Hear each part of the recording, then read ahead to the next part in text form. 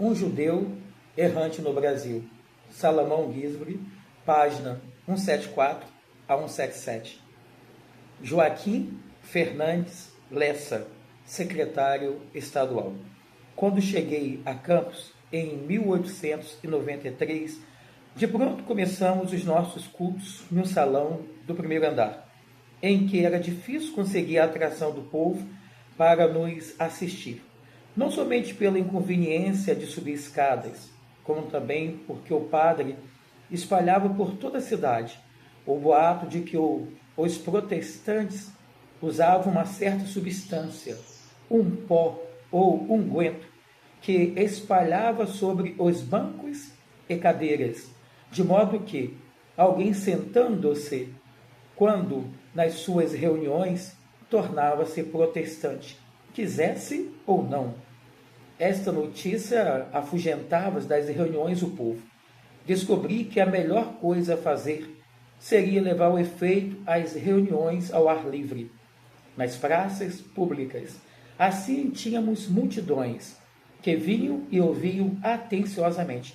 Mas, para logo, o padre, sabendo o que fazia, deu ordem ao sacristão para repicar os sinos das igrejas junto às praças, e que de tal modo tiniam que superava a minha voz e abafava o que eu dizia. No domingo à tarde, eu estava no meio de um discurso e uma grande multidão me ouvia, quando aquele enorme sino começou a retinir de tal forma que tive de parar o sermão. O povo que me ouvia mostrou-se impaciente. Então convidei-os todos a irmos ao salão para ouvir o resto do sermão. Muitos vieram, entre eles Joaquim Fernandes Lessa. Ele de logo chamou a minha atenção, e ao Senhor pedi que o abençoasse particularmente naquele dia. Conversei longamente com ele. Era um jovem negociante com muita prosperidade, de uma família muito conhecida. Seu coração foi tocado, sua alma se esforçava por uma vida melhor. Não demorou muito e ele se decidiu por Cristo. Fez sua profissão pública de fé, estava pronto para o batismo. Então comecei uma grande luta. A igreja não tinha batistério e todos os candidatos eram batizados no Rio Paraíba, um dos maiores do sul do Brasil. Toda vez que tínhamos batismo, fazíamos anunciar pelos jornais e milhares de pessoas vinham assistir a eles, inclusive padres. Tínhamos, desse modo, oportunidade de explicar o ato, como também de pregar o evangelho eterno a milhares. Para batizar-se diante de tanta gente, os candidatos precisavam ter coragem e determinação, especialmente aquelas pessoas de família de alta sociedade e bem relacionadas. Os pais e parentes, uma vez sabendo do intento dos candidatos, faziam todo esforço ao seu alcance para demovê-los do propósito. Maravilhoso é, porém, que nunca nenhum retrocedeu. O irmão Joaquim Fernandes Lessa teria que passar por toda essa prova. Seu pai, logo que ouviu de sua resolução, procurou e começou a arguí-lo, ameaçá-lo e a insistir que desistisse. Finalmente, em pranto, o pai lhe pediu: meu filho, não desgrace sua família, não negue o batismo que recebeu em criança.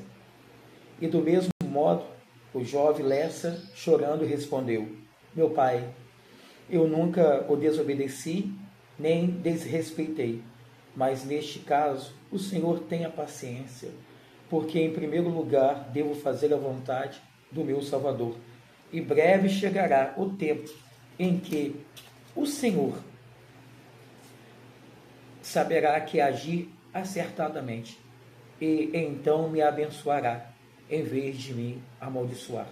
O irmão Joaquim Fernandes Lessa foi batizado diante de uma multidão de nada menos de 3.000 testemunhas. E depois disso sua família não mais quis saber dele. Logo depois ele conquistou o coração de uma esplêndida jovem cristã, cuja mãe era inglesa, do sul da África, de colônia de brancos. Jovem que minha senhora instruía e treinava para o trabalho do mestre. A cerimônia do casamento ocorreu em nossa própria residência. E um dos irmãos do irmão Lessa, o mais novo, teve coragem de vir assistir o casamento. Este ato tanto lhe tocou o coração, que voltou para casa e disse ao pai que ele também era protestante e iria batizar-se logo. Em menos de um ano, a vida e o testemunho do irmão Lessa trouxeram aos pés do Senhor quase todos que lhe estavam perto e que lhe eram caros. E, apesar do seu pai demorar muito mais tempo, é hoje também um dos membros importantes da Igreja de Campos. Ainda que não seja um homem de cultura, o irmão Joaquim Fernandes Lessa é um dos pregadores notáveis da palavra de Deus e uma grande influência espiritual no meio do seu povo. Ele é amável, cortês, ativo e abnegado. É um maravilhoso exemplo do que Deus pode fazer. Nunca me esqueço da primeira vez que ele pediu para pregar. Tremia como vara verde. E quando proferiu as primeiras palavras, disse: nunca mais eu faço isto. Mas contei-lhe a minha experiência, como fui chamado. Quando me converti para dar o meu testemunho, eu só pude dizer uma frase. Disse-lhe que o Senhor ajudaria. E se ele submetesse a sua vontade e direção, na maioria das minhas viagens de evangelização, eu o levava comigo. Comecei a ensinar-lhe como estudar a Bíblia, como analisar o texto e como preparar pequenos sermões. Nas sextas-feiras, à noite, eu dirigia uma classe bíblica em casa. E o irmão Joaquim Fernandes Lessa nunca perdeu uma. Ele gostava de estudar a Bíblia.